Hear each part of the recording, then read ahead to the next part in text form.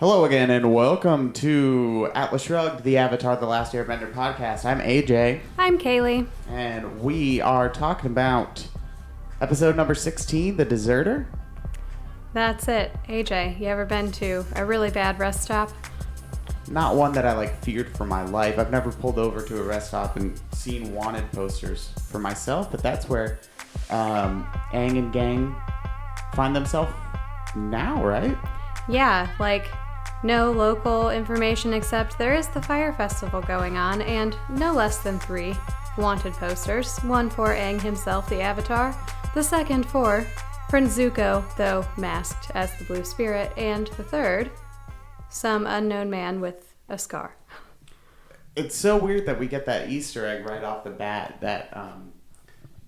that these people are persona non grata for Fire Nation's hashtag Fire Festival, and for some reason they're looking at those posters and only interpreting and only basically only saying, "Oh, there's a festival." Yeah, right. They're on a public road. And Aang just looks like himself and comes on a wanted poster, but don't seem to be too worried about anybody seeing them. That's the least of their worries. They're worried about getting to this festival and getting the fire flakes going. So what do they decide to do? They're standing here and they're like, okay, we have to get into this fire festival. Aang needs to learn some firebending, but we need to disguise ourselves, obviously. Duh. Sokka wisely is we probably shouldn't do this, but he's outvoted as usual. So they basically just put their hoods up and head on in. Sokka's instinct is usually correct. Sokka's instincts. Mm-hmm. But they go to the fire festival.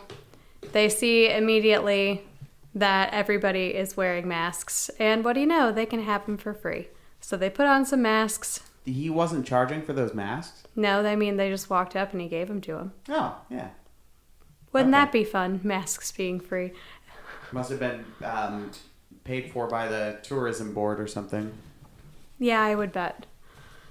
But yeah, so that enhances their disguises significantly. We get a little walk through the festival. Hot fire flakes, bags of hot fire flakes are apparently the snack of choice. There's a little propaganda puppet show. The puppet show is interesting because it shows the great lengths that the Fire Nation goes to keep everyone hostile, I guess. Yeah, for sure. Fire Nation gonna be Fire Nation. Fire Lord Ozai, Zuko's father, we've seen, but we've never seen his face. We saw him in the episode where we learned how Zuko got burned and stuff. But this is the first full image of the Fire Lord we've had is this little puppet. So let's backtrack a little bit. What is Aang up against, and why are they finding themselves at the Fire Flake stand right now? So last episode was Bato of the Water Tribe, and that was a great little meetup for Sokka and Katara to see somebody from their home. Also, we learned a lot about each other's character, and Aang had to go through a little deception crisis to appreciate his family a little more. And we know in the background of that episode...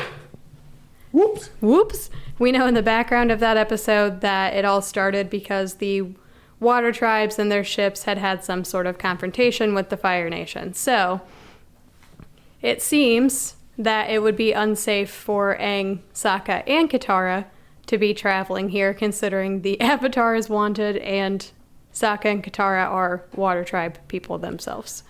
But despite it being so unsafe, here they are walking around, barely disguised. I mean, Aang walked in there barely disguised. You'd think, here's my thing. Do people recognize Aang's outfit or his head tattoo? What tips people off to say that he's the Avatar? You remember they walk through the festival, they get their masks, they see the little propaganda puppet show that shows Ozai in a form for the first time, and then they walk up to the magician or performer of sorts who's doing crazy things with fire on a stage. By Pirelli's Miracle Elixir. Yeah, he's stunting. Yeah, so Aang goes into this entire thing a little naively. Even though they get, okay, we should wear masks, whatever, Aang still wants to be kind of in the center of the fun. So he and Sokka and Katara go up to the front of the stage, and then what do you know? Katara gets picked as the volunteer damsel in distress while this guy puts a dragon. Katara surrounded by flames in something of in seeming moral peril. This isn't going to be the first time that we see this scenario crop up in this episode, but we'll get to that later, right? Yeah, definitely. We'll get to that later. Okay. So, this episode, by the way, moves really fast. Really, really fast. But it doesn't, leave you in the dust on anything. I just thought it was a really well-paced episode, right? Yeah, there are a few things before we move into the real meat of the episode that I'd like to note, just about the environment that Team Avatar is in currently. So, Katara's already on stage. She has a little ribbon tied around her. There is the illusion that she is in peril. But I think that they forget rather quickly that this is a stage performance at a Aang festival. has a crush. Right. Their adrenaline. Not only may Aang have a crush, but then you've got Sokka, who's got brotherly. He's just forever cautious. And then you have the fact that they are just used to people wanting to hurt them, destroy them, Yeah, Sokka he has a grudge that he's carrying around the moment they enter the festival. They want to watch the shows and have some fun, and Sokka's anything that the Fire Nation's putting on, they're probably just beating people up. He completely thinks they're all Prejudice, savages. right. Yeah. So I guess that informs their fear when Katara is chosen to go up on stage to be the damsel in distress, which I think her mask, by the way, this won't give anything away, but I'd like to note that it looks an awful lot like the Painted Lady. We won't get to that till book 2. The Painted Lady. Yeah. Okay. Come back to that. I'll take your word for it. But yeah, I think their prejudice and their trauma from having, lost family members and friends at the hands of the Fire Nation, they kind of go to this festival not really knowing what they're getting into. They just want to have some fun. They kind of let their guard down a little bit. Yes, but they let their guard down. They do want to have some fun. That's kind of like working in the sidelines. But of course, Aang is thinking, I need to learn something real quick. So I should hang around some firebenders. Yeah, that's super important. Yeah. So to get there, this fire dragon that clearly the performer has control of is coming right at Katara. Aang jumps up on stage in his mask, and just as he airbends, you notice in the frame that his mask falls off, and the fire explodes in confetti, and ooh, the crowd goes wild. But then instantly, they recognize them. They're like, hey, that kid's the Avatar. Right, they start running, and this is where we meet Che. Che kind of comes to their aid in a very big way. Right, and he's one of the faces that was on one of the wanted posters? Yeah, that's what we find out. He takes off his mask, and Sokka's like, you're a Fire Nation soldier. But it turns out, rebel Fire Nation soldier. He abandoned the army. 4 out of 5 fugitives think the Fire Festival is worth it, despite there being a price on their head. It turns out he followed them to the festival. So, yep, their disguises really didn't work. Really didn't work. So that's hilarious. And then they make the great escape. It makes everyone at the festival just thinks, ooh, fireworks. Right. So, which is genius. Absolutely genius. So then they find some place to make a fire. Making a fire for them is probably no problem because that they are in the business of making fires. Okay. So yeah, they they set up a campfire, and Che tells Sokka, Katara, and Aang the myth of Zhang the deserter. Evidently, there's this firebending master who abandoned the Fire Nation. He was an admiral or something. He was real high up there, as Sokka says. Yeah. And Zhang is a master. Evidently, he's a genius. People think that he's mad, but Che says, and we trust Che, obviously, because he just saved the team. Yeah, he just proved why Aang should trust him.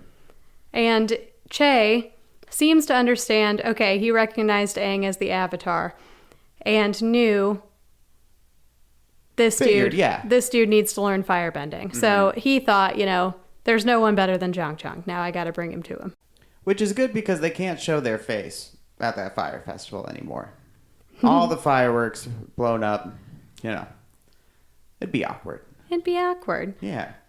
So they're sprung upon, unfortunately. It seems like a merry group, and then some other seems, we're not sure who, but we find out are also Rebel Fire Nation soldiers. Rebel Fire Nation shoulders. They pop out of the woods with spears, and then they take Team Avatar and Che back to Zhang Zhang's camp, where we have a few scenes where we just kind of have to wait around to see whether or not Aang is going to be allowed to see him. And Zhang Zhang is not having it. He's not having it. The other soldiers who, by spear point, took them to the camp said, you shouldn't have done this. You shouldn't have done this. Che said, it's okay. He's a good man. Che goes into the tent, and Zhang Zhang says, no, you shouldn't have brought him here. So there's a lot of resistance to Aang being able to meet with this master for some reason. And again, it's kind of his last shot at learning firebending. There's a lot of stakes. So, before Aang goes in, he ultimately decides, I don't care what anyone says. This might be my only opportunity. I have to go talk to this firebending master. I think doesn't matter how grumpy he is. I don't care. Yeah. Mm-hmm. The conversation between Sokka and Katara and Aang that, they have no idea who else is not loyal to the Fire Lord. Everybody at that festival seemingly was loyal to the Fire Lord. They even had a puppet show about him that was like him breathing fire and children cheering. So that's how ingrained loyalty to the Fire Lord is in the nation. Yep. Zhang Zhang is certainly a rare thing, we are to believe. It's like Aang's only shot at learning firebending. It pretty much has to work out. Aang has decided this. And so he just goes in. He just goes in. And how does that confrontation go? Not very well. Zhang Zhang, this is one of my favorite introductions of a character ever. He just has this long, poetry. He's like, you shouldn't have come here. And then Aang asks him, please, master, I need to learn firebending. And he gives this long metaphor about the river and the ocean. He's spitting. You cannot imagine the ocean. Aang's like, I'm not trying to imagine the ocean. I'm trying to learn firebending.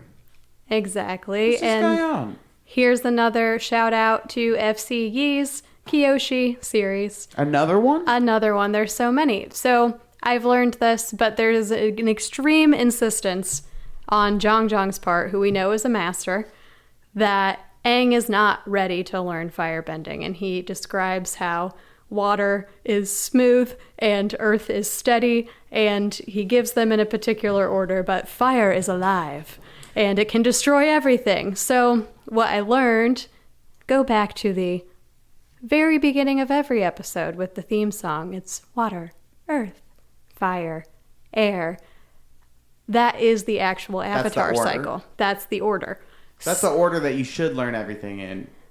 So how do you explain Aang already having airbending? So Aang was born an airbender, manifested first as whatever part of the cycle the Avatar is in. So Aang was born into the air cycle. So he's pre-qualified. That was his native element. Right. And then he has the ability to learn the other elements, but evidently tradition says you should follow the Avatar cycle. So because he started in air, the next one he should learn is water, then earth, and then fire. Basically trying to tell him, dude, you're not qualified for this yet. Have you ever started a job, Kaylee, and somebody's like trying to warn you? Somebody's trying to warn you about that job. Yes. Hey, things get weird out here in the warehouse. You remember that I used to work at Qdoba? I do remember that. Yeah. So AJ and I met in college. Fire. At Purdue University, there's about 40,000 undergraduate students who live there. And I worked at the Qdoba. 39,999 who go to this Qdoba, apparently, right? Yeah, so Sundays, the dorms were always closed for meals after, like they served breakfast and that was it, I think. I had no idea. Everyone on Sundays would go to the fast food restaurants. I remember that pressure. I had been at Qdoba for like a few shifts and I was like, I can be the burrito roller. And they were like, you have no idea what's coming. You cannot harness the power of the burrito yet. You are not ready. And I did roll like 300 burritos that day for the record, but I'm so proud of you. And yeah. so is the Qdoba Corporation. So I and think so is the Fire Nation. And so is the Fire Sauce Nation. Thank you. You're welcome. Yeah, I think that's what Zhang's trying to say is like You're not ready. You're not ready. There's a particular way you do these things. And you got to think about it too. All Zhang knows is that he was a firebender. He wasn't down with all like the yay violence, yay conquering other places type thing. And because of that, he was outcast. Exactly. So he's carrying a little bit of hurt, probably. Probably like the need to play it low key too. Right. And so that's his experience being a Fire Nation, or not being a Fire Nation, but being a firebender. And he's like, you don't want none of this stuff, do we? And I get that reference. Yeah. I think what's really something that not a lot of people maybe think about with this episode is Zhang is not just telling Aang, the Avatar, like, you're not ready for firebending. We don't know a lot about firebending. The only people we have seen, really, are kind of out of control with their firebending. They attack people. They're Zuko's immature. Constantly after us. Mm-hmm. Admiral Zhao himself, who we will get to later in this episode, lacks self-control. So, like, fire burns. And I think that Zhang is telling Aang something really interesting that Aang is not able to hear. Like, when you are born with the ability to bend fire, there are particular rules that go along with that because fire can destroy everything. So you think about children who are in this day and age born in the Fire Nation, like, can they bend when they're babies? Like, do they have to look after their children super closely and teach them from really early so they don't just, like, burn houses down? That stuff Aang, I don't think, is thinking about. He's just like, literally, I want to shoot fire out of my fingertips. Like, you're not mature enough, dude. You're not mature enough. You're not ready. Nobody who can even do it off the top is ready to handle the all-consuming nature of fire. Yeah, you're right. That is something interesting, an interesting advisory that Zhang has. But Zhang just doesn't know who he's talking to. We get that great scene where like, you know, the ghost of Avatar's past. Roku. His name is Roku, AJ. Anyway, Roku comes out and he's like, dude, do you know who you're telling no to right now? You're telling no to me, to this little boy, and all of us. And trust me, we know our elements by this point. That's one of the best lines, I think, in the entire first book for me. I have mastered the elements 1,000 times in 1,000 lifetimes. And it's funny because Zhang is really preoccupied with, he's sitting in a circle around, or, with candles surrounding him, and he seems like there's some religious undertones to that. So when Avatar Roku comes up and he's like, you're going to teach this guy fire because he is me and I am, like, when Roku does that, he transcends this mortal plane. He basically gives it to Zhang in a way that he will understand. And I happen to notice a little biblical parallel here. Obviously, in the Holy Bible, you have that scene where Moses is like, man, I can't do this stuff. I can't go get the 10 Commandments or whatever. You could go and read it. Yeah, exactly. You go read the Bible. I think there's a TV show if you don't want to read the book. But anyway, that's what happens is this bush catches on fire, and God's I voice just can't speaks help out but of see a it. parallel. Yeah. Yeah. Roku and his burning bush is a bit like Moses. It's a transcending spirit for sure. It's like, oh, you don't want to listen to your gut? Well, listen to this. Boom. Bush on fire. And he basically establishes to Zhang like, yes, Aang, me, is 12, but do not forget who is asking you. I'm Right. asking you as like much as he the whole world is. The spirit of like the whole world savior thing is asking, not just like some 11-year-old punk. And what's kind of crazy about that moment, okay, literally Roku, burning bush, tells Zhang off, and then blink, he's like, okay, I will teach you firebending. And then it's just back to Aang, as if Aang has not experienced it, that he was not witness to this. Mm-hmm. Oh, you will? Yeah. That was really interesting to me to see how Aang like stayed fully in his human like that moment awareness, and yet his spirit was able to like completely manifest and take over that. Aang is not channeling anything consciously. He is the channel.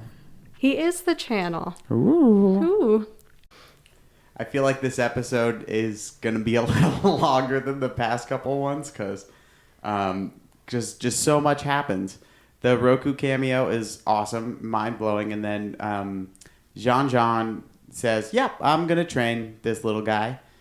And the training at first is a little tedious. It's very tedious. He has to do a lot of standing and a lot of stretching and a lot of breathing.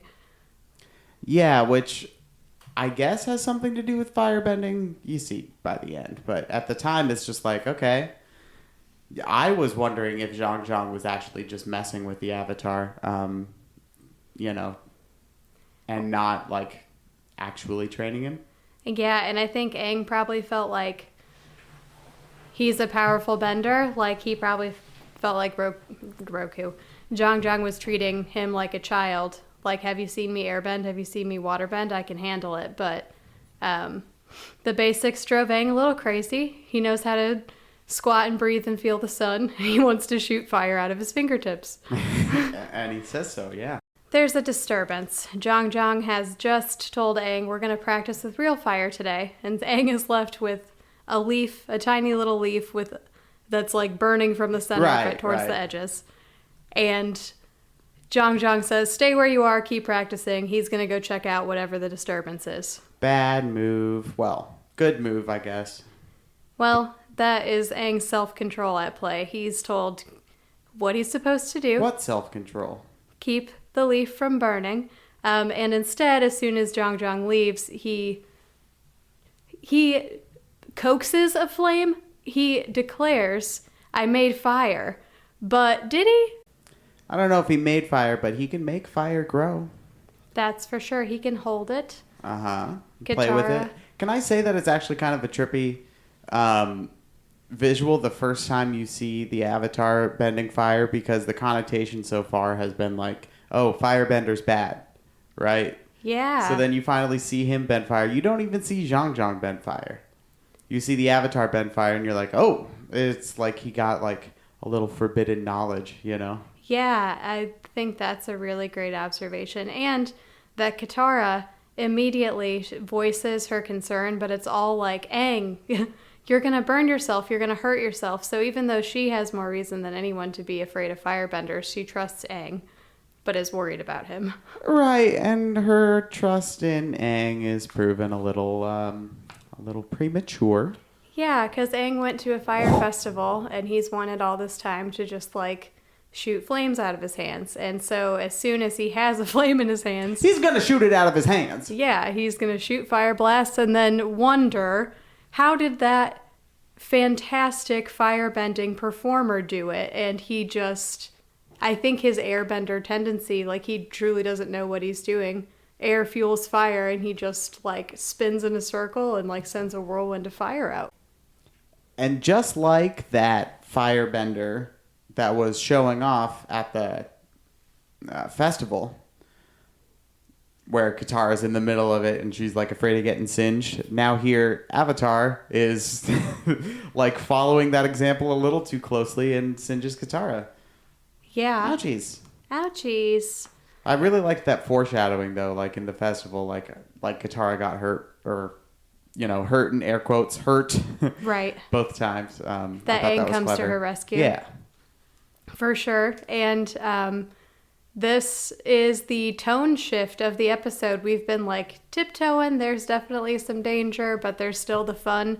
And then all of a sudden, I don't know if it was like that for you, but every time I watch that moment of the like, it's just Katara's face and the fire coming at her, it was foreshadowing in the performance scene. It's like, I don't know, really scary.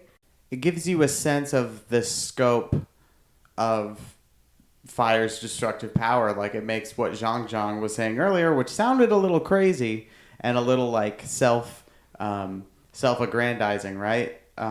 It just kind of like, oh, guess that could be true. Yeah. So Katara gets burned. Ouch. And you're a big brother, AJ. Uh-huh. This moment, like, everything happens so quickly. Katara's hands are burned. Sokka sees it and just tackles Aang. Always quick to act, that Sokka. And this is one of the cut moments that I really think are funny when you're watching it. What do you mean cut? So I watched this originally when it aired on Nickelodeon, right? Mm-hmm. So in this episode, Katara gets burned. Sokka screams at Aang, "You burned my sister," after tackling him. Right. And then it cuts, because usually there was a commercial break there.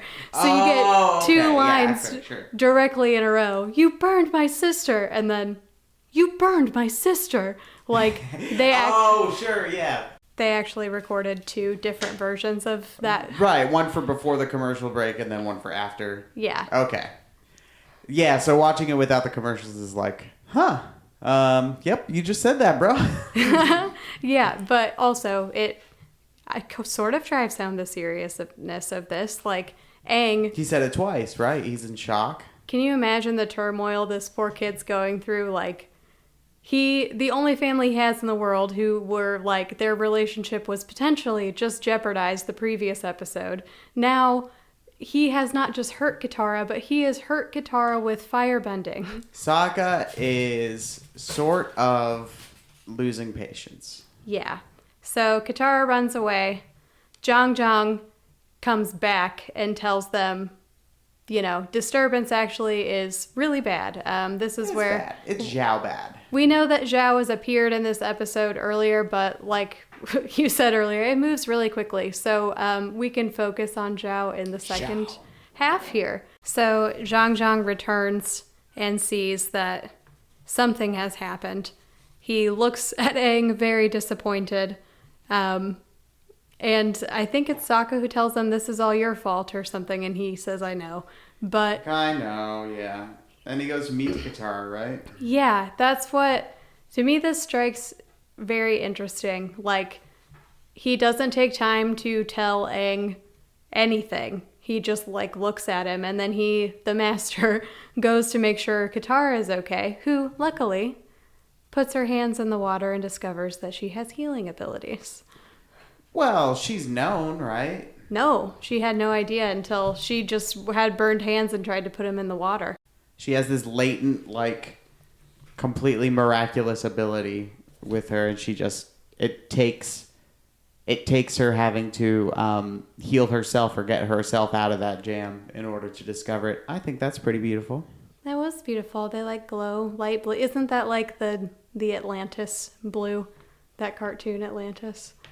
I never saw the cartoon Atlantis. What? Okay, another day we'll have to watch that. But yeah, I think her glowy healing powers are very cool. Super cool. Yeah, so Zhang takes a moment to talk to Katara, which I like Katara's attitude towards him, even though they don't bend the same element. She, like, has a peace and, like, wide-eyed, I'm gonna listen to what you say. Look, this is one of the first bending masters she's ever met, too. Zhang is not a civilian. No. He is a master, and he imparts just what little bit of wisdom he can, and then who shows up but Admiral Zhao and his ships. Zhao! Zhao time. And this is the first time, correct me if I'm wrong, other than the Zhao and his son battle that you see Fire X Fire? Yeah, actually, I think so. I'm right. This is pretty rare. We've seen some of the firebenders go after the blue spirit, who I don't remember if he used firebending. I don't think they were both using firebending. Yeah, no, you're right. Fire v fire. So, yeah, I think this is the first time for that. Anyway, I thought that was neat. yeah. So Qatar, he sends Qatar off. He's like, you guys got to get out of here. And then we see some real firebending. Some real firebending. Zhang totally lets go. I think that this impresses the point so hard that he handed Aang a leaf with a tiny little ember, but then shoots up like 50-foot walls of fire and can control it like it's nothing. Because Zhang is on the job. He's not going to have OSHA called on him. Sorry, non-U.S. people or people who are just like not losers and don't understand that joke. Yeah, it's a workplace hazard. Yeah, he's avoided the Fire Nation. He ran away from it after all. He's on the run. He's avoided them so far for some reason, and it turns out he's an incredible firebender. I think a firebender has it within their brain, kind of illustrated by like as you called it, the propaganda puppet show. But I think a firebender has it in their brain like, oh, if it's going to be fire v fire, that means it's like you go after them with the same zeal that you would go after like a deserter. You know, it's like it's got more than just one person versus one person imbued in it. Yeah. Plus, this is not just the first like fire versus fire real thing that we've seen, but it's also putting it into context that the people we've really seen fight are Aang, a 12-year-old, and Zuko, a 16-year-old. And these are two adults, one of whom is a master, another of whom, Zhao, we know has an incredible control of fire. Or power, perhaps, not so much control. But not only that, there have been allusions throughout this episode to some student of Zhang Zhang's who made his sauce too hot and burned his tongue. He was not ready, but thought he was more powerful than his mentor, and so that's where we end up as Admiral Zhao confronting his master. Very Star Wars, the master and the apprentice. And he is given enough time for Team Avatar to escape. Katara goes in and tells Aang, I'm miraculously healed. Don't worry about it. Don't worry about it. So he checks that off in his box because he has to gear up for a fight of his own. Yeah. Katara communicates. Zhang has told us we need to get out of here, but Aang is the Avatar. He's like, no, I can't leave him. So giving Zhang enough time to escape, he then takes on Admiral Zhao himself. I'm gonna do it myself. And here's where Aang shows wisdom beyond his years. He takes a more psychological approach to this, can we just say awesome fight? Because now here's fire v fire 2 in a row. Except, not really. It's such a good fight. It is a really good fight. Zhao is just... You can tell he's the antagonist because there's literally nothing he says that doesn't make you instantly angry. because it's not naivety it's not a pitiable naivety. It's just foolish pride. And you can't pity pride. You can't pity pride. Yeah, that's an excellent point. So well, thank you. He thinks he's all that. One of the lines he said earlier in the episode that... just screams it. Until I got bored. Until I got bored, yeah. That's the one? That's one. The other one was, I don't care about your local crime rates. Like, oh, yeah. At the festival, they were like, crime was way down. Like, the festival went off. That was so funny. I don't care about your crime rates. If you're not talking about me, then I don't want to talk about it. Yeah, he's so pompous. So pompous. Such pride. But Aang realizes quickly, oh, okay, now I know you're Zhang's student. Until I got bored. That he talked about that had no self-control. Uh-huh. So Aang is definitely going to use that card against Zhao in this great fight. Bounces around, kind of teases Zhao, basically, picks at his insecurity, and causes him to burn down all the boats. Ha! Ha! Ha! You, wonder about that level of recklessness, right? And right. just, sheer, at the end of the day, Aang is a kid. This guy... loser, this, 45-year-old loser is like, man, I'm going to make it my life's goal to defeat this kid, and I can't even do it. With no thought, with utter rage, just blasting fire after this child. It's crazy. But alas... Aang emerges from the battle unscathed. Haha. Haha. We get that really epic, that's... So satisfying at this point because Zhao's been after Aang for so long at this point. Yeah, I just want to commend the vocal artist on this guy to the... his firebending is so crazy. It was just a really Very enjoyable overstated. episode overall. Those moments where they can take dark humor. We dealt with some really hard stuff, but they can still turn you and make you laugh at really serious moments too. That's what I love about this show. It's pretty good. It's pretty good. You know who else could do that? Who? Shakespeare. That sounded a lot more impressive in my head than it ended up being. Oh boy. So that was a sweet battle, and as usual, Momo comes to pick everyone up. He's the Dodge Caravan at the end of soccer practice, and he swoops up his sliding side door, motors shut, and then... For all of you who just pictured Momo doing that, you're welcome. But actually, it was Appa. What? I pictured it too. Everyone loads up. Appa. Everyone loads up on a giant Momo. Oh my gosh. Everybody lines up. A giant Momo is the Uber driver. That's the timeline I want to be in. Who knows what may happen? Okay. But what? So in the reality of the episode, they fly away on Appa. Katara reveals to Aang and everybody that she has healing powers by healing one of Aang's burns from Look the at epic this. battle. I can heal you. You full HP max restored. I guess I always knew how to do it. And Sokka's like, thanks for ever helping me all the times I was hurt. Yeah, thanks a lot, Katara. That would have come in handy.